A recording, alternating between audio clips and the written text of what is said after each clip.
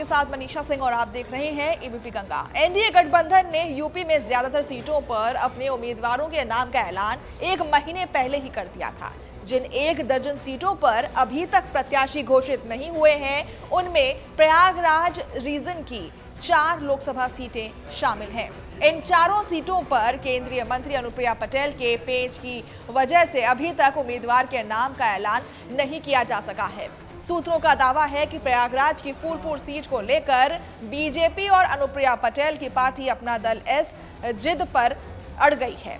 इस एक सीट ने ही आसपास की 3 दूसरी सीटों का टिकट भी उलझा कर रख दिया है।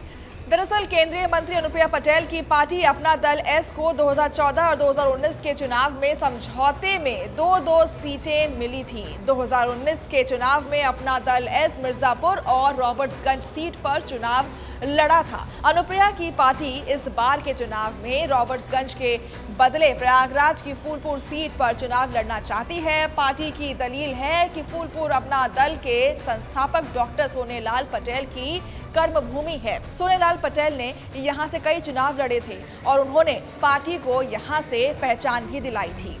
वहीं बीजेपी फूलपुर सीट अपना दल एस या किसी भी सहयोगी पार्टी को देने के मूड में नहीं दिख रही।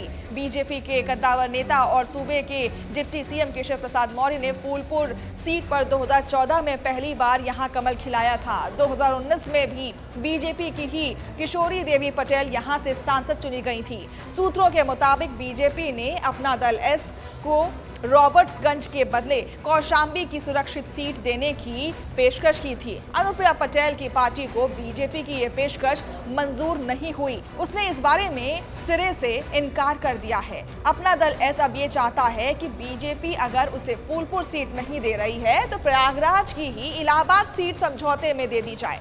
इलाहाबाद सीट पर अभी बीजेपी की ही रीता बहुगुणा जोशी सांसद हैं। हालांकि दावा यह किया जा रहा है कि बीजेपी इलाहाबाद की सीट भी किसी सहयोगी पार्टी को देने के फिराक में नहीं है। ऐसे में ले देकर मामला अब भदोही सीट पर अटक जा रहा है।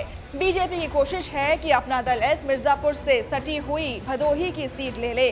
बहरहाल बीजेपी और अपना दल की रस्साकसी के चलते प्रयागराज रीजन की फूलपुर, इलाहाबाद और कौशांबी और भदोही की सीटों पर अभी तक एनडीए के उम्मीदवारों के टिकट का ऐलान नहीं हुआ है। इन चारों सीटों पर टिकटों का पेच सिर्फ बीजेपी और एनडीए में ही नहीं बल्कि विपक्ष में भी फंसा हुआ है।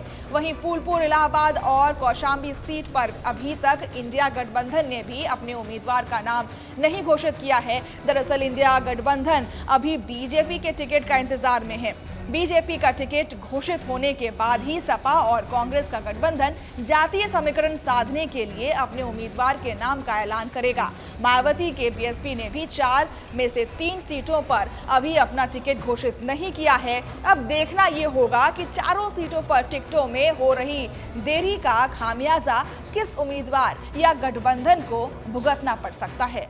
भारत की बात रोहित सिंह सावल के साथ सिर्फ एबीपी न्यूज पर।